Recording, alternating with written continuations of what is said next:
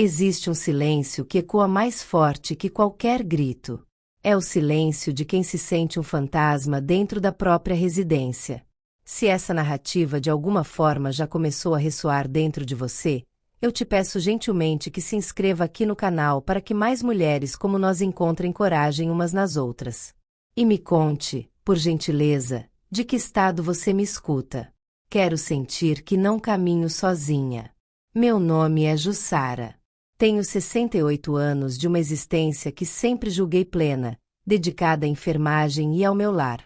Hoje me dirijo a vocês do meu refúgio, a varanda de uma residência centenária aqui em Porto Alegre. Uma casa que abriga o eco das gargalhadas do meu falecido esposo e o aroma do bolo de chocolate que eu preparava para minha filha, Rosa, quando era criança. Era para ser o meu santuário na terceira idade, onde eu envelheceria com tranquilidade, cultivando minhas violetas e lendo meus romances. Mas há 3 anos, esse santuário começou a ser invadido pela minha própria filha e pelo marido dela, Paulo. Eles vieram morar comigo após uma crise financeira e eu os recebi de braços abertos, como qualquer mãe faria. O problema é que aos poucos percebi que os braços abertos eram meus, mas a casa já não era.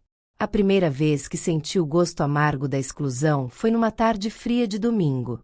Eu tinha uma poltrona de couro marrom, herança da minha mãe, que ficava próxima à janela da sala, onde o sol da tarde batia. Era o meu lugar. Um dia cheguei na sala e a poltrona não estava mais lá.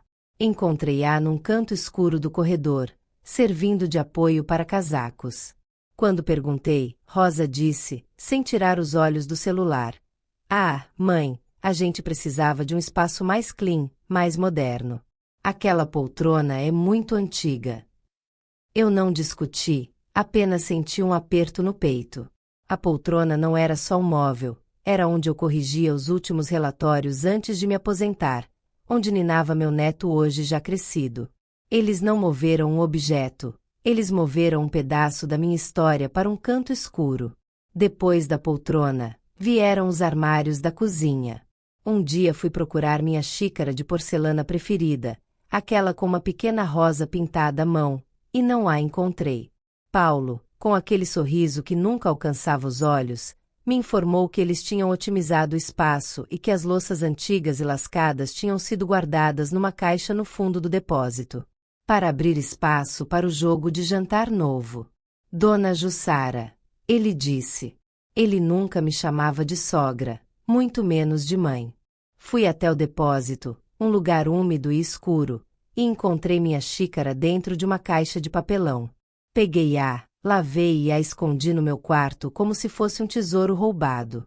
Naquela noite, tomei meu chá de camomila ali, sentada na beira da cama e chorei em silêncio. E o que aconteceu depois foi ainda pior. Eles começaram a falar sobre a casa como se fosse um projeto. Paulo andava pelos cômodos com uma trena fazendo anotações. Falavam em integrar ambientes, derrubar paredes, colocar um porcelanato mais moderno. As conversas aconteciam na minha frente, mas não eram para mim. Certa vez, ouvi Paulo ao telefone na varanda. Ele falava baixo, mas o vento trouxe suas palavras até a janela da cozinha, onde eu lavava a louça. O potencial aqui é enorme, cara. Um casarão desses no Moinhos de Vento só precisa de uma boa reforma para valorizar. A velha não vai se opor. Ela nem percebe mais as coisas direito. Aquelas palavras me atingiram como pedras. A velha. Era assim que ele se referia a mim quando achava que eu não estava ouvindo. Continuei lavando a louça, mas algo dentro de mim começou a mudar naquele instante. A tristeza começou a dar lugar a uma clareza assustadora. Mas o apartamento do segundo andar sempre foi a minha linha vermelha. Era um espaço separado, com entrada independente, que eu e meu marido construímos pensando em ter uma renda extra na aposentadoria. Havia ficado vazio há alguns meses. Para mim, aquele lugar era minha segurança, a minha prova de independência. Paulo, no entanto, via aquele espaço de outra forma. A oportunidade de colocar meu plano em ação veio numa quinta-feira durante o jantar. A lasanha estava perfeita, o queijo gratinado no ponto certo. Era um prato de afeto, um gesto de amor. Naquela noite, porém, eu aprenderia que você pode servir o seu coração numa travessa e ainda assim as pessoas só estarão interessadas em devorar o que é seu por direito. Paulo elogiou a comida. Rosa repetiu o prato. A conversa era leve, quase forçada. Foi entre uma garfada no pudim e o gole de café que Paulo limpou a garganta.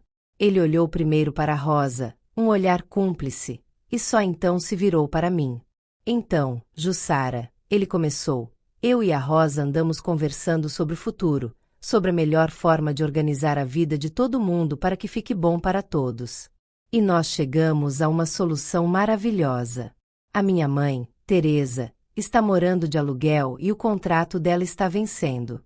Então, para ajudar e para ela ficar mais perto da gente, ela vai se mudar para o apartamento de cima na semana que vem.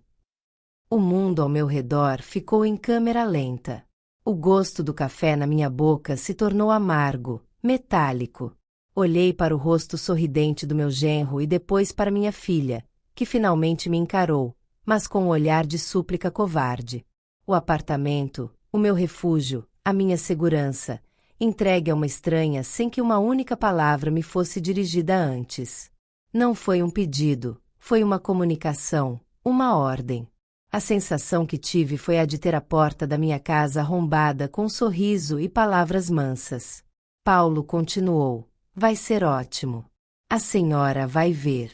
A Teresa é uma pessoa muito tranquila. E assim a gente fica com a família toda por perto. No sábado a gente já sobe para tirar umas medidas para ver onde vai o sofá dela. Rosa, vendo meu estado, finalmente interveio. Mãe, a gente ia te contar. É que foi tudo muito rápido e a gente pensou que a senhora não ia se importar, já que o apartamento está vazio. É para ajudar, mãe. Tenta entender. Eu me levantei da mesa, peguei meu prato e caminhei até a cozinha. Minhas mãos ainda tremiam, mas meus passos estavam firmes. E foi naquele instante que algo dentro de mim mudou para sempre. A Jussara que servia o seu coração na travessa havia morrido ali na mesa de jantar.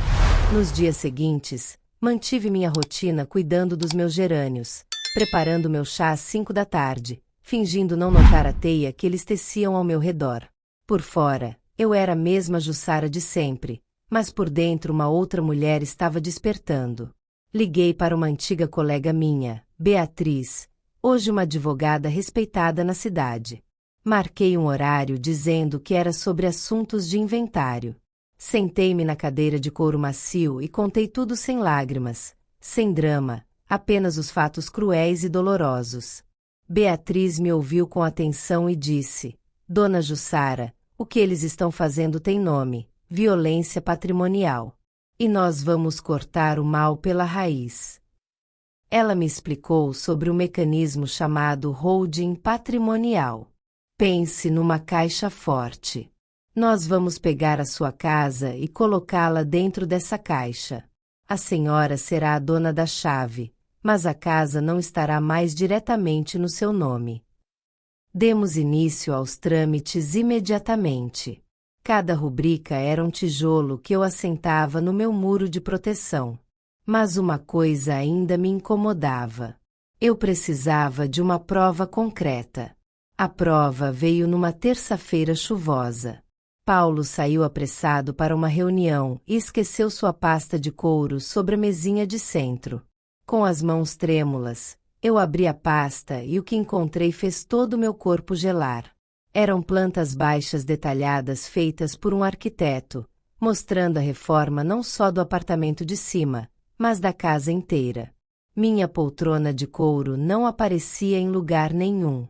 Meu quarto se tornaria um escritório moderno e minha varanda, meu santuário, daria lugar a uma área gourmet com churrasqueira. No fundo da pasta, estava o rascunho de uma proposta de financiamento bancário, um valor altíssimo para custear toda a obra. E o nome do solicitante era o meu. Eles estavam usando meu nome para conseguir o dinheiro que usariam para me expulsar da minha própria casa. Fotografei cada papel com cuidado. Naquela mesma tarde, eu sabia que a holding era defesa, mas eu precisava de um ataque rápido e definitivo. Lembrei-me de uma conversa no meu grupo de leitura. Minha amiga Carmen havia comentado que seu irmão Otávio, um músico aposentado, precisava encontrar um lugar tranquilo para morar. Liguei para Carmen na mesma hora. No dia seguinte, seu Otávio veio me visitar. Era um senhor distinto, de cabelos grisalhos. Ele entrou no apartamento e seus olhos brilharam. O violão caberia perfeitamente aqui, disse. Assinamos o contrato naquela mesma semana. Ele me pagou o primeiro aluguel e o calção adiantado. Enquanto isso, Paulo falava animadamente sobre a chegada da mãe dele no próximo fim de semana. Ele e Rosa subiram ao apartamento várias vezes durante a semana, com fitas métricas e catálogos de tinta. Eu os observava da janela da cozinha com o coração sereno. Na sexta-feira à noite, vi as luzes do apartamento se acenderem. Pouco depois, comecei a ouvir as primeiras notas de um violão. Era seu Otávio, meu inquilino legal e legítimo. A melodia soou como o hino da minha vitória silenciosa. O sábado amanheceu ensolarado. Na casa, a atmosfera era de ansiedade. Paulo não parava quieto. Por volta das 10 horas, um táxi parou em frente à casa. Dela desceu uma mulher de seus 60 anos, com cabelos tingidos de loiro e uma expressão inspecionando uma propriedade. Era Teresa. Paulo correu para o portão. Mãe, bem-vinda ao seu novo lar. O taxista tirou 2 malas enormes do porta-malas. Paulo, com Rosa, começou a arrastar a bagagem em direção à escada lateral. O primeiro sinal de que o universo deles estava prestes a colidir com a realidade veio quando Paulo chegou ao topo da escada. Ele tentou abrir a porta, mas a chave não girou. Então a porta se abriu, mas não para revelar um apartamento vazio. Quem abriu foi seu Otávio. Ele usava um roupão e segurava uma xícara de café. Pois não, posso ajudar? Perguntou com educação impecável. O silêncio que se seguiu foi ensurdecedor. Paulo olhou para aquele senhor como se estivesse vendo uma assombração. Quem é o senhor? O que está fazendo no apartamento da minha sogra? Seu Otávio tomou um gole de café antes de responder. Me desculpe, mas acho que há um engano. Eu moro aqui. Sou o novo inquilino. Aluguei o imóvel da proprietária, Dona Jussara.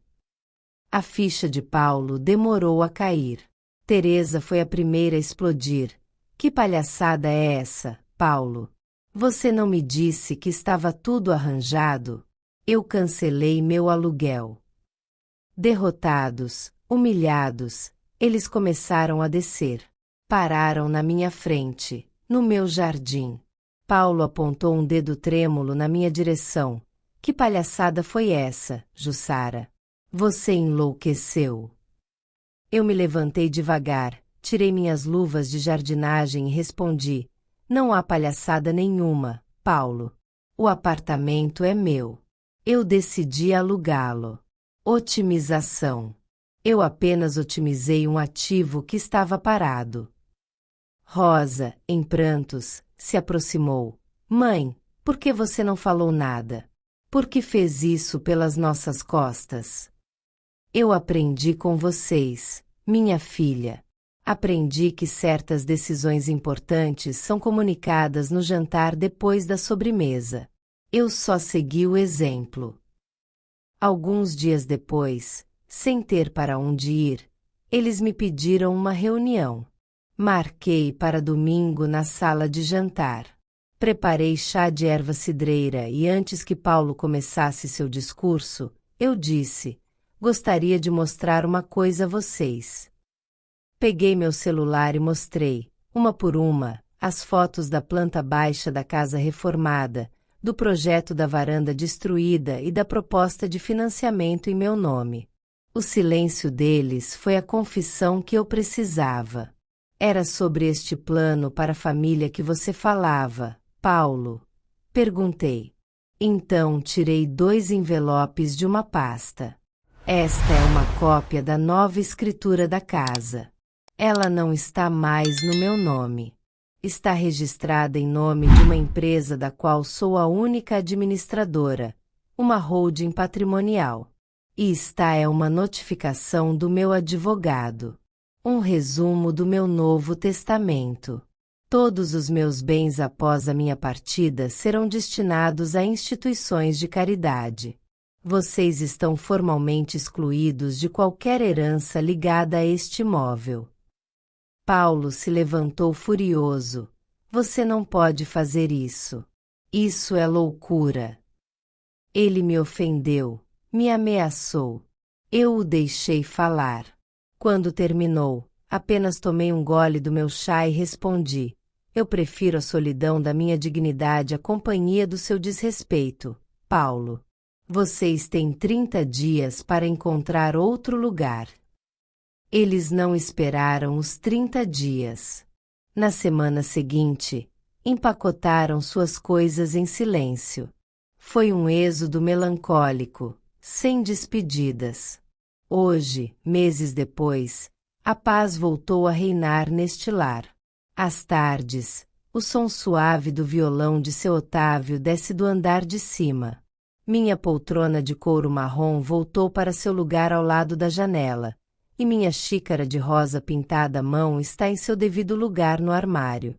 Recebo notícias de Rosa de vez em quando. Eles estão morando de aluguel num apartamento pequeno. Ela me pede perdão. Eu digo que a perdoo, mas perdoar não significa esquecer e muito menos abrir a porta novamente. Cuido do meu jardim, ouço as melodias suaves e mantenho a chave reserva bem guardada.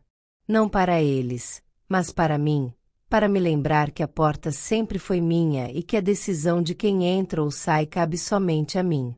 Se você também já precisou reforçar as trancas da sua porta para reencontrar a sua paz, me deixe saber escrevendo: eu sou a dona da minha casa.